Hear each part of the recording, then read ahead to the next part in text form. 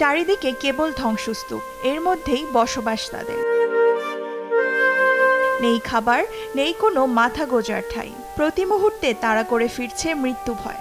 এমন অনিশ্চয়তার মধ্যেই খোলা আকাশের নিচে মানবেতর জীবনযাপন পার করছেন গাজার দক্ষিণাঞ্চলীয় রাফার বাসিন্দারা। কিছুদিন আগেও যে অঞ্চলটি ছিল সবচেয়ে নিরাপদ, সেটি যেন আজ এক ভয়ঙ্কর মৃত্যুপুরী।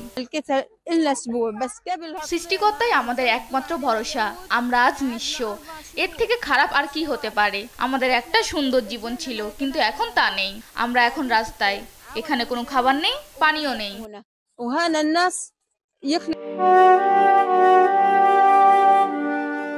মঙ্গলবার উত্তর গাজার জাবালিয়া শরণার্থী ক্যাম্পে হামলার পর গৃহহীন নিঃস্ব ফিলিস্তিনিদের করুণ অবস্থার দেখা মেলে গাজা সিটির বিভিন্ন অলিগলিতে। ঘরবাড়ি হারিয়ে রাস্তাই এখন তাদের একমাত্র আশ্রয়। শুধুমাত্র একটু মাথা গোজার ঠাঁইয়ের আশায় দিনের পর দিন অনিশ্চিত এক জীবন পার করছেন অসহায় বাসিন্দারা। উত্তরাঞ্চল থেকে আমাদের এখানে ফেরত পাঠানো হয়েছে। তারা আমাদের ঘরবাড়ি ধ্বংস করেছে, আমার 4 সন্তানকেও হত্যা করেছে। এখন কে আমাদের দেখবে? তাদেরকে বলুন আমরা এখানে আছি। আমাদের বাচ্চাদের খাওয়ানোর মতো দুধ নেই, নিজেদেরও কোনো খাবার নেই।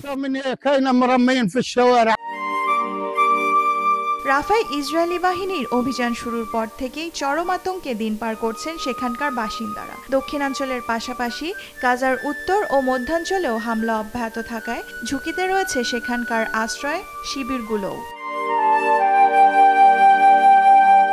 দেওয়ান মুবাশিরা হোসেন, নিউজ ডেস্ক, দেশ টিভি।